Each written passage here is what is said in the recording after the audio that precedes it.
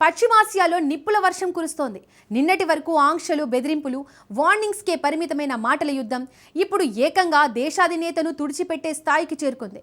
Iran supreme leader, ఎదురులేని నాయకుడు Ayatollah Ali Khamenei అంతం కావడంతో ప్రపంచ సమీకరణాలు ఒక్కసారిగా మారిపోయాయి. CIA, మొసాద్ పక్కా ప్లాన్తో ఇరాన్ సుప్రీం లీడర్ను అంతం చేశాయి. అసలు ఇజ్రాయెల్ ఎలాంటి లక్ష్యాలతో యాక్షన్లోకి దిగింది? ఒక్క నిమిషంలోనే ఇరాన్ సైనిక నాయకత్వాన్ని ఇజ్రాయెల్ ఎలా నిర్వీర్యం చేసింది? అమెరికా యుద్ధ నౌకపై ఇరాన్ చేసిన దాడుల్లో నిజం ఎంత? గగనతలంపై పట్టు సాధించడానికి ఇజ్రాయెల్ వేసిన 3 అడుగులు ఏంటి? పశ్చిమాసియాలో యుద్ధముఖ చిత్రంలో వస్తున్న మార్పులేంటి? What's the story? ఇరాన్ గగనతలాన్ని ఇజ్రాయెల్ ఎలా ఛేదించింది?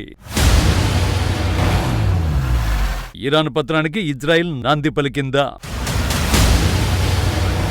పశ్చిమాసియాను యుద్ధం పూర్తిగా కమ్మేస్తుందా? పశ్చిమాసియాలో యుద్ధం మరింత ఉధృతంగా మారుతోంది. అరబ్ నగరాలు ఇజ్రాయెల్పై క్షిపణుల వర్షం కురుస్తోంది. ఇరాన్పై ఇజ్రాయెల్ ఫైటర్ జెట్లు విరుచుకుపడుతున్నాయి. ఇది సైనిక శక్తికి, ఓర్పుకు మధ్య జరుగుతున్న భీకర పోరాటం. రెండు వైపుల నుంచి ఎవరూ తగ్గడం లేదు. గంట గంటకు కొత్త తరహా దాడి మొదలవుతోంది. ఎన్ని ఎదురు దెబ్బలు తగులుతున్నా ఏ వైపు నుంచి వెనక్కి తగ్గే సూచనలు కనిపించడం లేదు. ఇరాన్ కూడా గట్టిగానే ప్రతీకారం తీర్చుకుంటోంది. పశ్చిమాసియాలో ఉన్న అమెరికాకు చెందిన US అబ్రహం లింకన్ యుద్ధ విమానవాహక నౌకపై దాడి చేశామని ఇరాన్ ప్రకటించింది.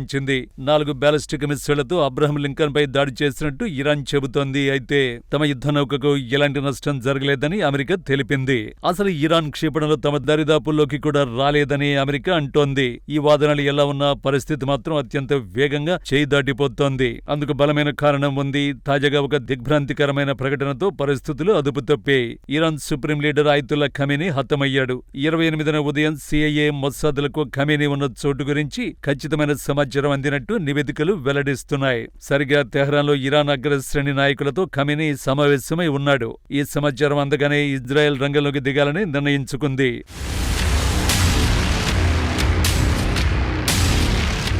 నిజానికి ముందు వేసుకున్న ప్లాన్ ప్రకారం రాత్రిపూట ఇజ్రాయెల్ దాడులు చేయాలి. కానీ పక్కా సమాచారం అందే వరకు ఇజ్రాయెల్ వేచి చూసింది. తొలి విడత దాడిలోని ఖమేనీని ఇజ్రాయెల్ అంతం చేసింది.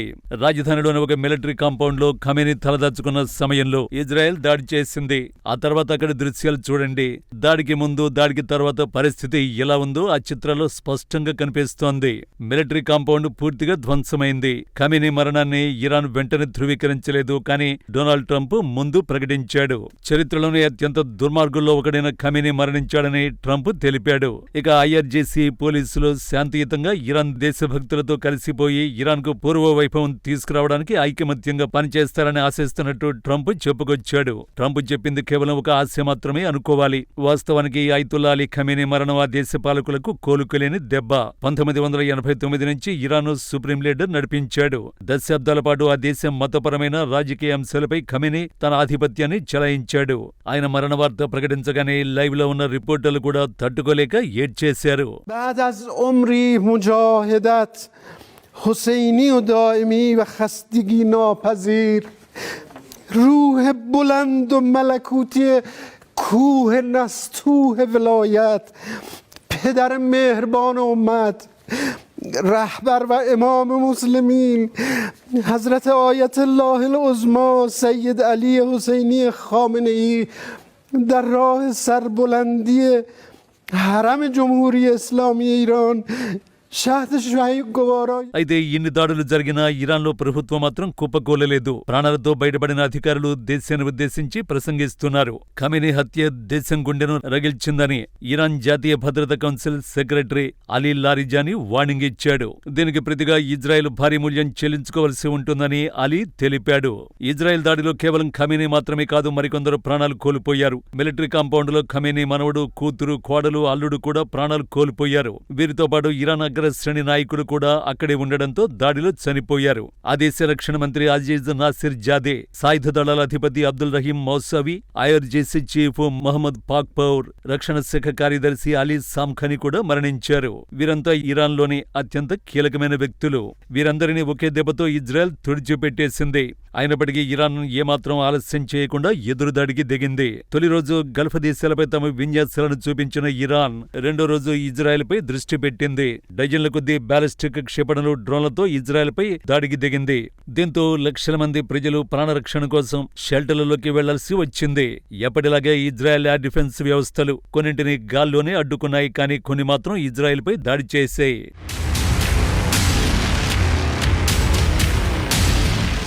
తాజా నివేదికల ప్రకారం ఇజ్రాయెల్లో భారీ పేలుళ్లు సంభవించాయి. టెల్-అవీవ్లో 100 మేరకు భవనాలు దెబ్బతిన్నాయి.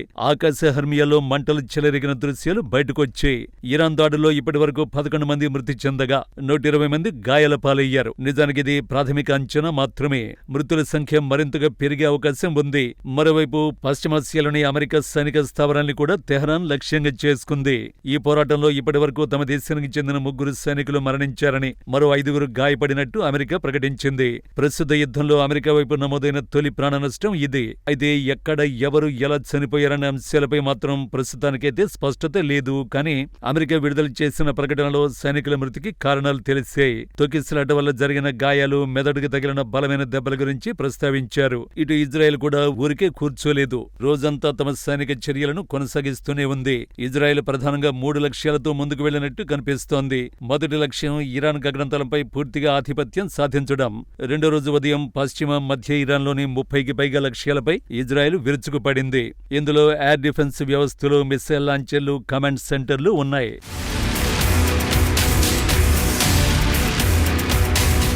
ఆ తర్వాత కొన్ని గంటలకే ఇరాన్లోకి ఇజ్రాయెల్ మరింత లోపలకు చొచ్చుకెళ్లింది. తెహరాన్ నడిబొడ్డున దాడులు చేశామని ప్రకటించింది. ప్రాథమికంగా చెప్పాలంటే తెహరాన్ నడిబొడ్డు అంటే ఇరాన్ రాజధానికి గుండెకాయ వంటి ప్రాంతం. ఇక్కడే విమానాశ్రయం, ప్రభుత్వానికి చెందిన కీలక కార్యాలయాలు ఉన్నాయి. యుద్ధం రెండో రోజు ఇజ్రాయెల్ ఆయా ప్రాంతాలను లక్ష్యంగా చేసుకుని దాడులకు దిగింది. తెహరాన్ వరకు ఎటువంటి అడ్డంకులు లేని ఒక ఎయిర్ కారిడార్ ను ఏర్పాటు చేయడమే ఇజ్రాయెల్ అంతిమ లక్ష్యంగా తెలుస్తోంది. గతేడాది జూన్లో కూడా ఇలాంటి పరిస్థితులే కనిపించాయి. ఇరాన్ ఎయిర్ డిఫెన్స్ వ్యవస్థలను ధ్వంసం చేయడానికి ఇజ్రాయెల్ మెరుపు దాడులకు దిగింది. ఒకసారి గగనతలంపై పట్టు సాధించిన తర్వాత విరామం లేకుండా దాడులు కొనసాగించింది. అంటే యుద్ధ విమానాలు వరుసగట్టి నిరంతరం దాడులు చేస్తూనే ఉంటాయి. ఇప్పుడు ఇజ్రాయెల్ మళ్లీ అదే పద్ధతిని అనుసరించింది. తెహరాన్ గగనతలంలో ఎటువంటి అడ్డు లేకుండా స్వేచ్ఛగా తమ కార్యకలాపాలను సాగించాలని ఇజ్రాయెల్ భావిస్తోంది. అందుకోసం ఇజ్రాయెల్ ముందుగా పశ్చిమ ఇరాన్ను టార్గెట్ చేసింది. ఎందుకంటే పశ్చిమ ఇరాన్ మీదుగా వెళ్లకుండా తెహరాన్కు చేరుకోవడం అసాధ్యం. ఆ విషయం ఇజ్రాయెల్ కు బాగా తెలుసు. అందుకే పశ్చిమ ఇరాన్ ప్రాంతంలో యుద్ధ విమానాలు టేకాఫ్ అవ్వకముందే, అంటే రన్వేపై ఉండగానే వాటిని ధ్వంసం చేస్తున్నారు.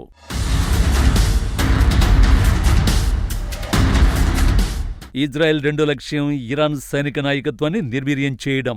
ఇజ్రాయెల్ ఇప్పటికే డజన్ల కొద్దీ సీనియర్ నాయకులను అంతం చేసింది. కేవలం 1 నిమిషం వ్యవధిలోనే 40 మంది కమాండర్లను హతమార్చింది. ఈ ఆపరేషన్ ప్రారంభ దాడిలోనే అగ్రశ్రేణి కమాండర్లను, ఉగ్రవాదులను మట్టుబెట్టినట్టు ఇజ్రాయెల్ డిఫెన్స్ ఫోర్స్ IDF తెలిపింది. ఇక మూడో లక్ష్యం ఇరాన్ ఎదురుదాడి సామర్థ్యం దెబ్బతీయడం. అంటే ఇక్కడి క్షిపణులు, వాటి లాంచర్లను ఇజ్రాయెల్ టార్గెట్ చేసింది. వాటిని పూర్తిగా నామరూపాలు లేకుండా చేయడమే ఇజ్రాయెల్ వ్యూహం. పశ్చిమ ఇరాన్ లోని లాంఛలను లక్ష్యంగా చేసుకుని ఇజ్రాయెల్ యుద్ధ విమానాలు విరుచుకుపడ్డాయి. కొన్ని లాంఛలలో క్షిపణులను లోడ్ చేస్తున్న సమయంలోనే అవి పేల్చివేయబడుతున్నాయి. ఇరాన్లోని మరణాల సంఖ్య నెమ్మదిగా పెరుగుతోంది. 200 మందికి పైగా ప్రాణాలు కోల్పోయినట్టు ప్రాథమిక నివేదికలు వెల్లడిస్తున్నాయి. వీరిలో ఒక పాఠశాలకు చెందిన 100 మందికి పైగా బాలికలుండడం అత్యంత విషాదకరమైన అంశం. నిజానికి ఇవి ప్రాథమికంగా వస్తున్న అంచనాలు మాత్రమే. యుద్ధం కొనసాగుతున్నందున ఇప్పటికిప్పుడు పూర్తి వివరాలు లభించడం అసాధ్యం. త్వరలోనే ఇరుపక్షాలు మరింత భీకర యుద్ధానికి దిగే అవకాశం ఉంది. ఈ సమస్యల్లోనే సామాన్య ప్రజలు ఈ యుద్ధం అసలైన తీవ్రతను అనుభవించాల్సి వస్తుంది. యుద్ధం ఏ దేశానిదైనా, లక్ష్యం ఏదైనా, చివరికి సమిధులయ్యేది అమాయక సామాన్యులు మాత్రమే.